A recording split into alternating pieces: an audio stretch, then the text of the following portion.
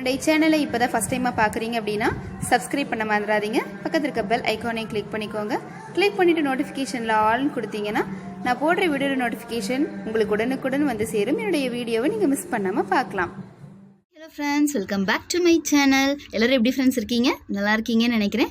இன்றைக்கி நம்ம வீடியோவில் எதை பற்றி டிஸ்கஸ் பண்ண போகிறோம் அப்படின்னு பார்த்தீங்கன்னா, இந்த சம்மரில் வந்துட்டு நிறைய பேர் வந்து சொல்லியிருந்தாங்க, எங்களுடைய செடிகளில் வந்து இருக்கக்கூடிய இலைகள் எல்லாமே வந்துட்டு காஞ்சி போய் விழுந்துருச்சு, வெறும் குச்சி மட்டும் தான் இருக்குது அப்படின்ற மாதிரி சொல்லியிருந்தாங்க.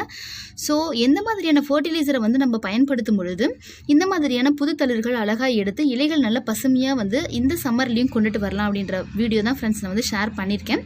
இது வந்து பார்த்திங்கன்னா ரொம்ப ஒரு சிம்பிளான மெத்தட் தான். ஏன் நிறைய பேருக்கு கூட தெரிஞ்சிருக்கலாம். இதை வந்து என்னுடைய செடிகளில் பயன்படுத்தும் போது பார்த்திங்க அப்படின்னா, அந்த காஞ்சி போன இலைகளை வந்து ஒன்றும் பண்ண முடியல, அது வந்து உதிர்ந்து கொட்டிருச்சு. பட் வந்து புது தளிர்கள் வந்து அழகாகவே எடுத்து வந்தது. ஸோ எல்லா செடிகளுமே இதில் வந்து எனக்கு நல்ல ரிசல்ட் கிடச்சிது. ஸோ அதனால தான் ஃப்ரெண்ட்ஸ் இந்த வீடியோ நான் ஷேர் பண்ணியிருக்கேன். ஓகே ஃப்ரெண்ட்ஸ், வாங்க வீடியோக்குள்ளே போகலாம். இதுக்கு நான் எடுத்துக்கூடிய ஒரு பொருள் என்னென்னு பார்த்தீங்கன்னா ஃப்ரெண்ட்ஸ், ஆனியன் பீல் தான். ஆனியன் பீல் வந்துட்டு ஒரு 3 கைப்பிடி அளவு எடுத்துகிட்டு நீங்கள் ஒரு பாட்டிலில் போட்டு வச்சு ஒரு 2 லிட்டர் அளவுக்கு தண்ணி வந்து சேர்த்திக்கோங்க. சேர்த்திட்டு ஒரு 3-4 நாள் வந்துட்டு அப்படியே ஃபெர்மெண்ட் ஆகட்டும்னு விட்டுருங்க. நல்லா அந்த சக்கை அந்த பீல் வந்து நல்லா தண்ணியில் ஊறி அதனுடைய கலரே பாருங்கள் இந்த மாதிரி சேஞ்ச் ஆகிருக்கும். ஸோ இதை வந்து நம்ம இப்போ ஃபில்டர் பண்ணிடலாம்.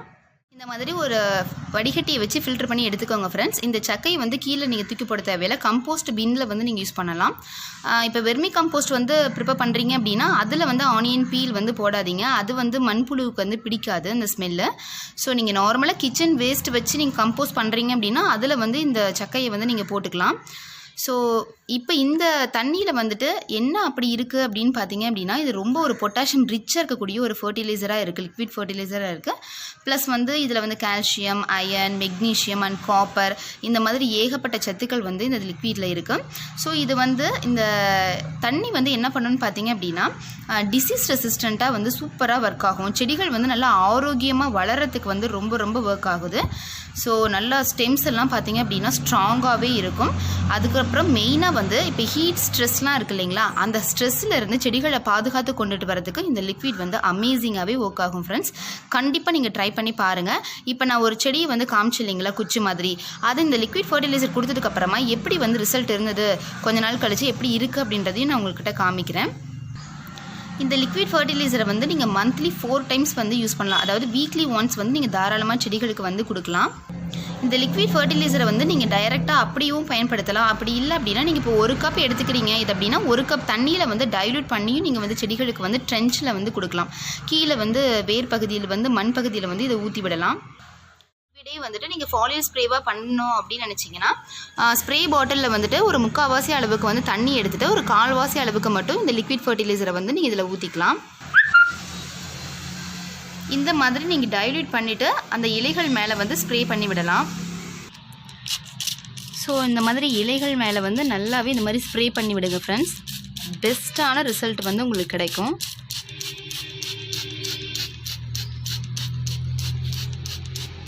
இலைகள் வந்துட்டு ஏதாவது உதிரல ஆனால் வந்து வெளிவி போன மாதிரி இருக்குது அப்படின்னா இந்த லிக்விட் ஃபர்டிலைசர் கொடுக்கும் பொழுது இலைகள் வந்து நல்லா க்ரீனிஷாகவே வரும். செடிகளுக்கு வந்துட்டு அந்த ஃபாலியல் ஸ்ப்ரே மட்டும் இல்லாமல் நீங்கள் மண் பகுதிகளுக்கு வந்து ஊற்றி விடலாம். நான் முன்ன சொன்ன மாதிரி தான் டைல்யூட் பண்ணியும் கொடுக்கலாம். அப்படி இல்லைன்னா அப்படியே கொஞ்சமாகவும் நீங்கள் செடிகளுக்கு வந்து கொடுத்தீங்கன்னா போதுமானதாக இருக்கும். இந்த லிக்விட் ஃபர்டிலைசரை நீங்கள் 2 months வந்து கண்டினியூவாக கொடுத்து பாருங்கள் ஃப்ரெண்ட்ஸ். உங்கள் ரோஸ் பிளான்ட்டில் வந்துட்டு ரொம்ப ஒரு அமேசிங்கான ரிசல்ட் கிடைக்கும்.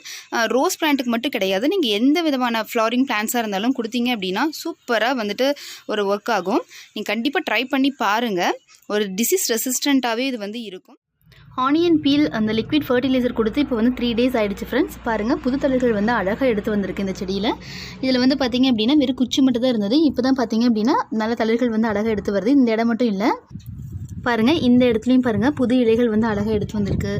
அப்புறம் இந்த இடத்துல பார்த்திங்கனாலும் தெரியும் நல்லா அழகாக எடுத்து வருது.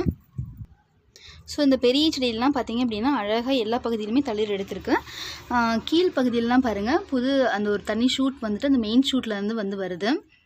இங்கே பாருங்கள் குட்டியாக நிறைய தெரியுது பாருங்கள். ஸோ செடி ஃபுல்லாகவே பார்த்திங்கன்னா அங்கங்கே இந்த மாதிரி வந்து புது தளிர்கள் வந்து அழகாகவே எடுத்து வந்திருக்கு. நல்ல ஒரு ரிசல்ட் வந்து இருக்குது கொடுத்ததில்.